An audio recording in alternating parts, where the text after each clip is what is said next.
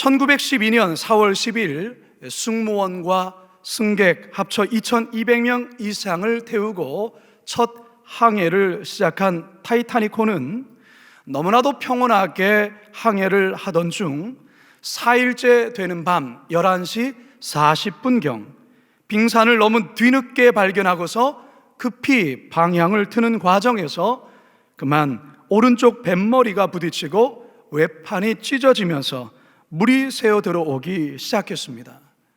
그리고 불과 3시간 만에 타이타닉호는 해저 깊은 곳으로 침몰되고 말았습니다. 참으로 어이없는 일입니다.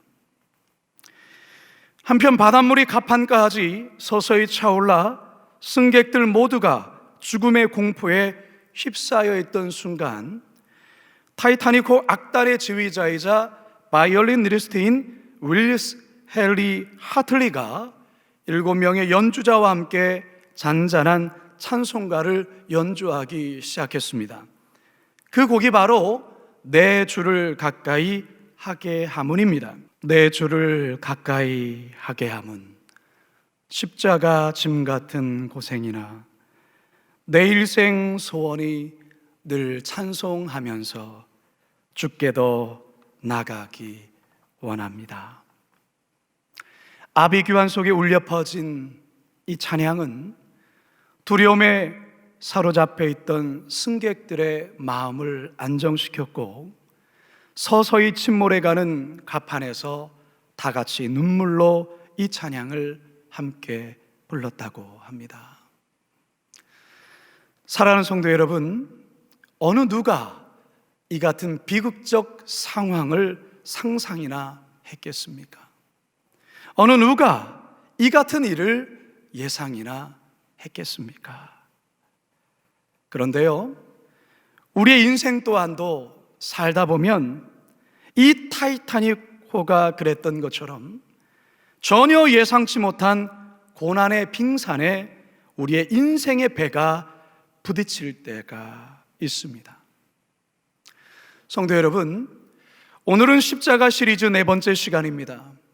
오늘 저는 십자가와 고난에 대한 말씀을 여러분들과 함께 나누려고 합니다. 바라기는 오늘 말씀을 통해 인생 중에 찾아오는 고난을 어떻게 십자가로 이겨나갈 수 있는지 우리 다 같이 본문을 통한 하나님의 살아계신 음성을 듣게 되기를 주님의 이름으로 축원합니다. 한번 따라 하시겠습니다. 고난에도 종류가 있습니다. 고난에도 종류가 있습니다. 오늘 우리가 대하는 이 베드로전서, 이 본서신이 쓰였던 당시의 교회는 여러모로 큰 위험의 직면에 있었습니다. 극심한 박해 앞에 성도들은 순교를 당하기도 했고 어떤 이는 배교하기도 했습니다. 사도 베드로는 이러한 교회적인 어려운 상황에 교회들을 격려하고 소망을 주고자 본서신을 쓴 것입니다. 베드로전서에서만 이 고난이라는 단어가 무려 15번 나옵니다. 그리고 근심, 비방, 시험, 시련이라는 단어도 12번이나 나옵니다. 그런데 오늘 우리가 읽은 이 본문에서 사도 베드로는 고난에도 몇 가지 종류가 있다고 말하면서 각각의 고난에 대한 목회적인 권면을 우리들에게 전하고 있습니다. 첫 번째 고난은 이유를 모른 채 받는 고난입니다. 본문에서는 부당하게 받는 고난이라 그렇게 말하고 있습니다. 19절 함께 읽습니다. 시작. 부당하게 고난을 받아도 하나님을 생각함으로 슬픔을 참으면 이는 아름다우나. 인생에서 만나는 고난 중에 이유를 모른 채 부당하게 받는 고난만큼 참기 어려운 고난은 없을 것입니다. 이유를 알면 그래도 참을만 합니다. 그러나 아무리 생각해봐도 이유를 도무지 찾을 수 없는 그런 가운데서 당하게 되어지는 고난은 너무나도 견디기가 힘듭니다. 성경에서 욥이 당한 고난이 바로 이와 같은 고난이었습니다. 이유를 모른 채 하루아침에 그들의 자녀들 모두가 압사당해 죽고 맙니다. 갑자기 도적대들이 들이닥치더니 종들을 죽이고 가축대들을 모두 훔쳐가 버립니다. 심지어 욥의 몸에는 알 수 없는 종기가 나더니 깨진 질긋으로 긁지 않으면 견딜 수 없는 육체적인 고난을 당합니다. 그의 아내는 하나님을 저주하고 죽으라는 말만 남기고 떠나버립니다.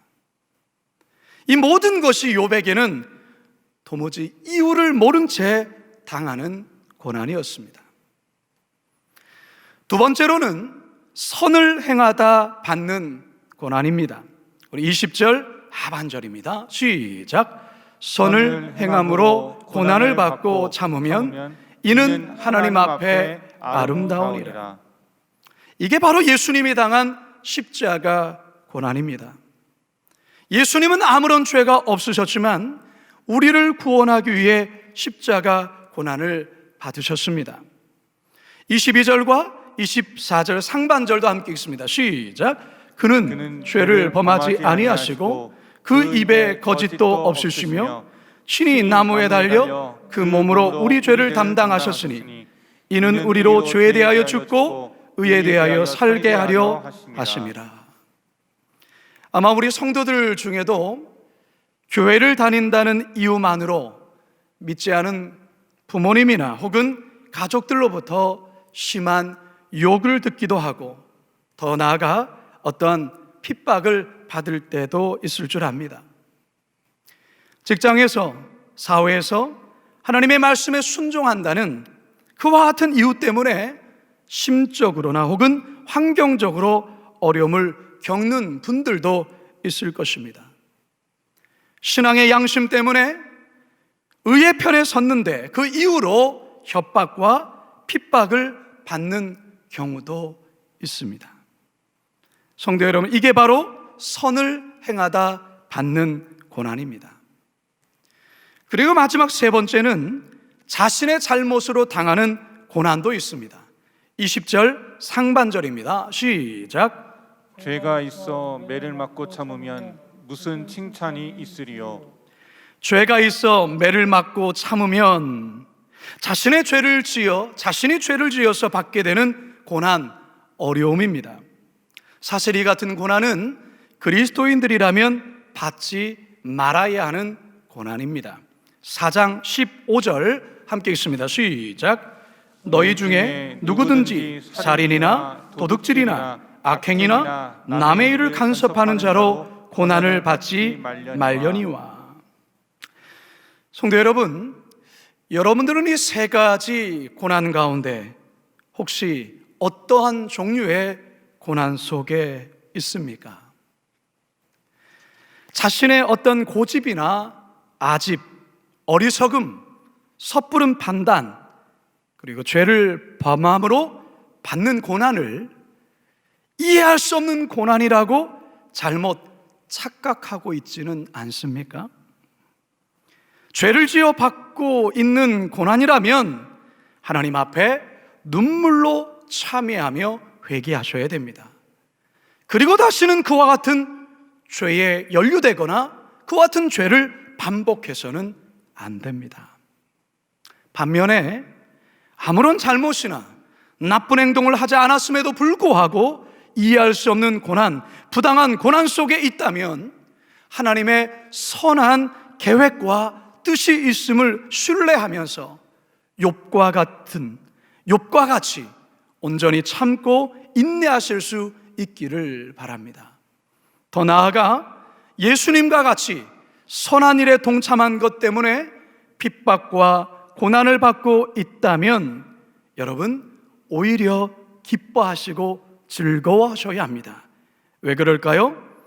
그리스도의 고난에 여러분이 동참하고 있을 뿐만 아니라 이후에 하늘에서 받을 상이 크기 때문에 그렇습니다.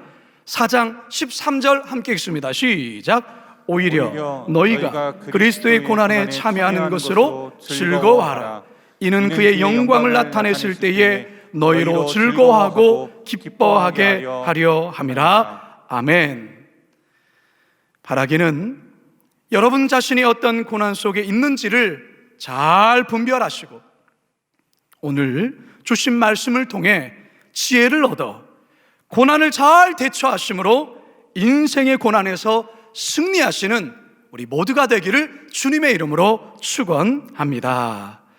두 번째 따라 하시겠습니다. 고난에는 하나님의 목적이 있습니다. 고난에는 하나님의 목적이 있습니다. 망치는 못을 받기 위해서 만들어져 있습니다. 톱은 나무를 자르기 위해서 만들어져 있지요. 굴러다니는 돌멩이나 들에 핀 꽃 한 송이조차 나름의 목적에 의해 창조된 것입니다. 이처럼 세상의 모든 것에는 다 목적이 있듯이 인생에서 찾아오는 고난에도 분명한 목적이 있습니다.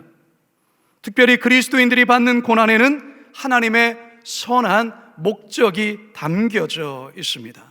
사도 베드로는 이렇게 설명을 하죠. 4장 12절 13절 상반절입니다. 시작. 사랑하는 자들아, 너희를 연단하려고 오는 불시험을 이상한 일 당하는 것 같이 이상히 여기지 말고 오히려 너희가 그리스도의 고난에 참여하는 것으로 즐거워하라. 그렇습니다. 성도 여러분, 우리 인생 가운데 찾아오는 불같은 고난은 성도들의 믿음의 실체를 드러내고 교만한 마음을 깨뜨리며 모난 부분을 깎아내기 위한, 연단을 위한 하나님의 분명한 목적이 있다라는 것입니다. 우리는 고난을 통해서만 하나님의 마음을 더 깊이 헤아릴 수 있습니다. 욥이 그랬습니다.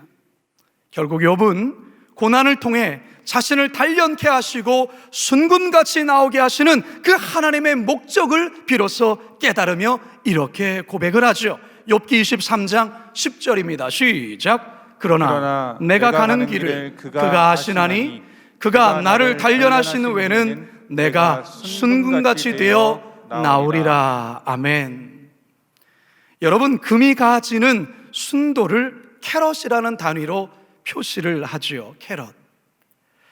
풀무불 속에 반복적으로 이 금을 녹이면서 불순물을 계속해서 제거하는데요, 이런 말이 있어요.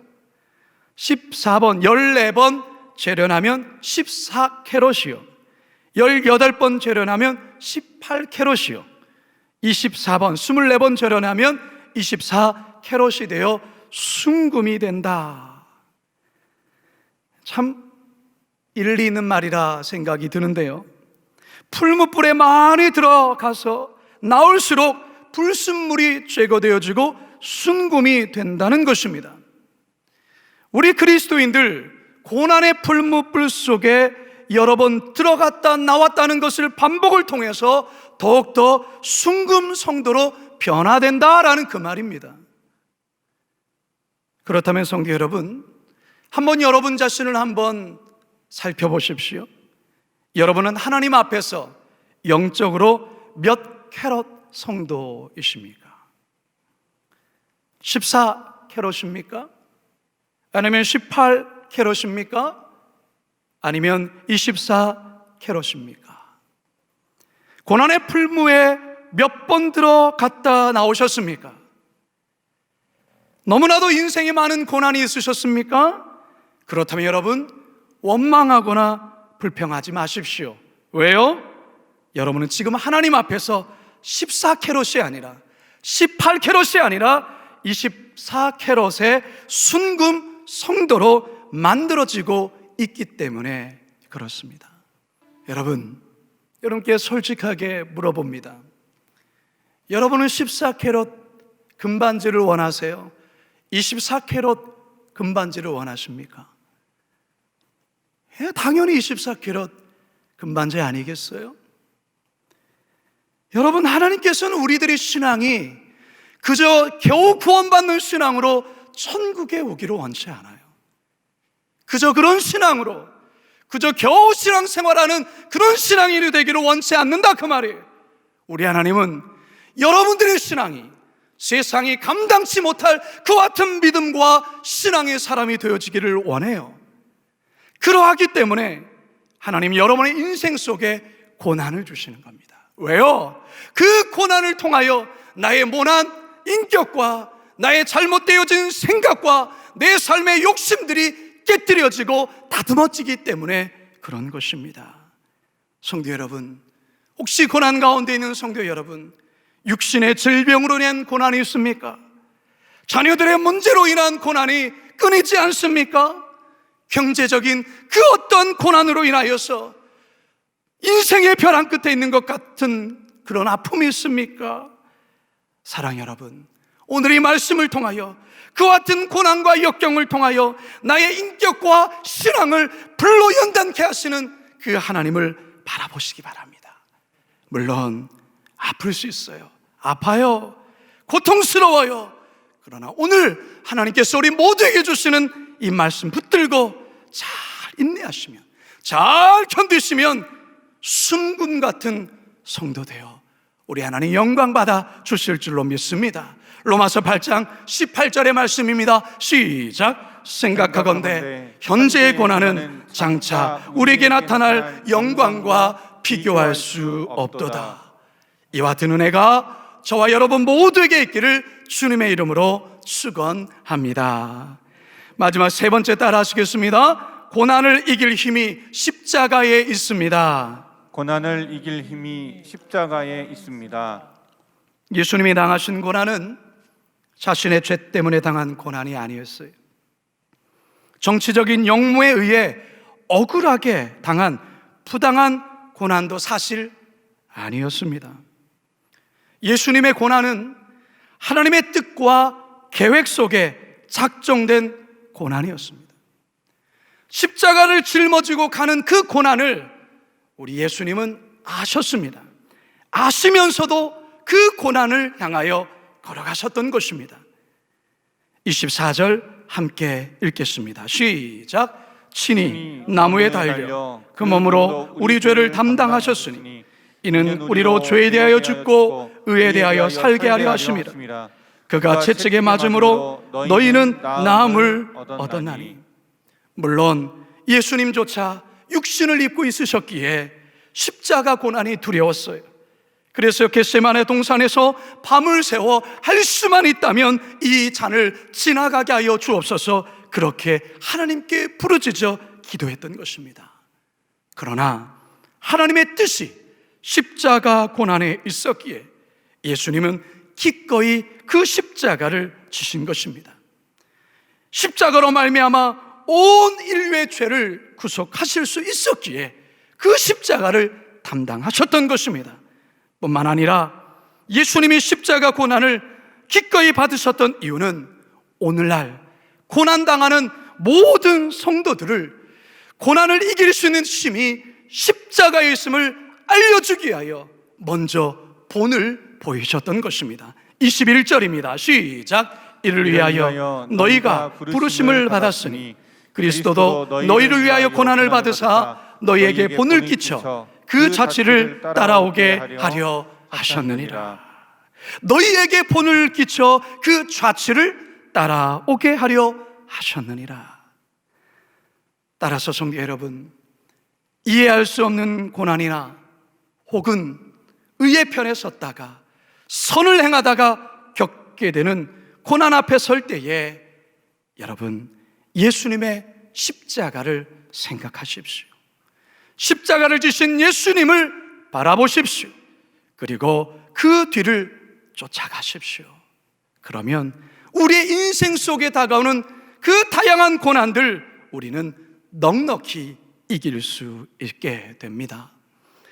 타이타닉호가 침몰되기 직전에 연주되었던 찬송가 네 줄을 가까이 하게 함은, 이 찬송가의 시는 원래 영국 최고의 여배우였던 사라 플라우 아담스가 쓴 찬송시였습니다. 그녀는 아름다운 미모와 연기력으로 많은 대중들로부터 인기와 사랑을 받았습니다. 그러던 어느 날 그녀의 삶에 뜻하지 않은 큰 불행이 찾아옵니다. 어머니가 갑자기 세상을 떠나게 되었고, 자신을 너무나도 아껴줬던 언니가 폐결핵에 걸리게 되었고, 자신마저 같은 폐결핵에 걸리고 만 것입니다. 그러면서 더 이상 배우의 활동을 할 수가 없었습니다.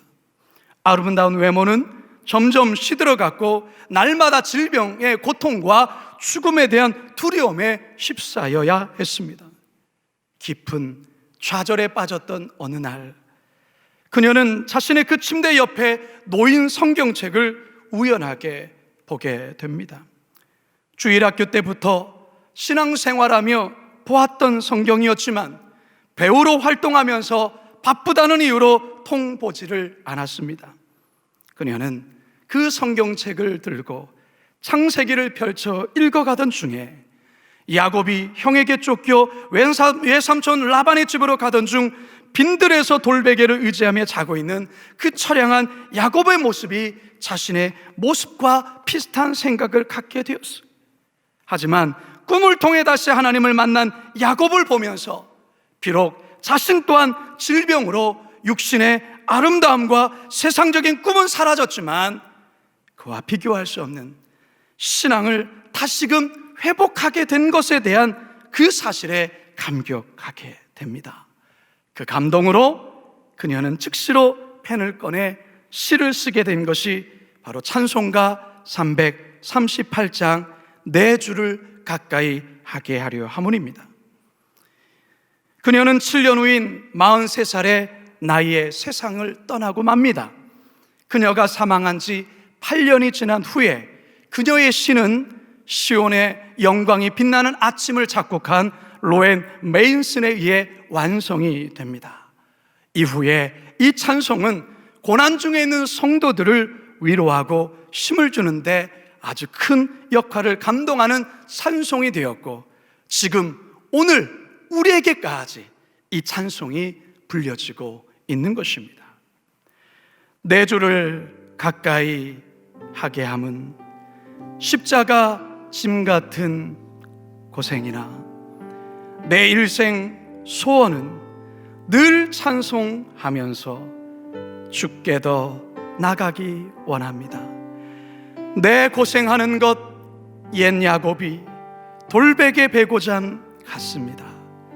꿈에도 소원이 늘 찬송하면서 주께 더 나가기 원합니다.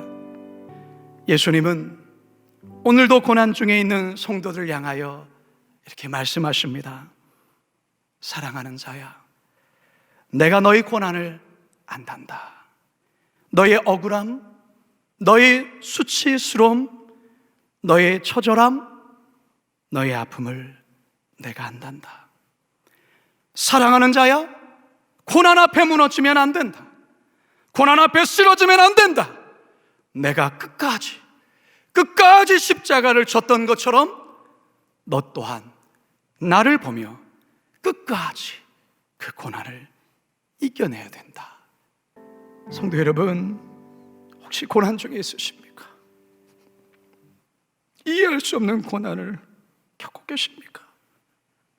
코로나의 상황 속에 죽을 것만큼 고통스럽습니까? 그렇다면 십자가 바라봅시다.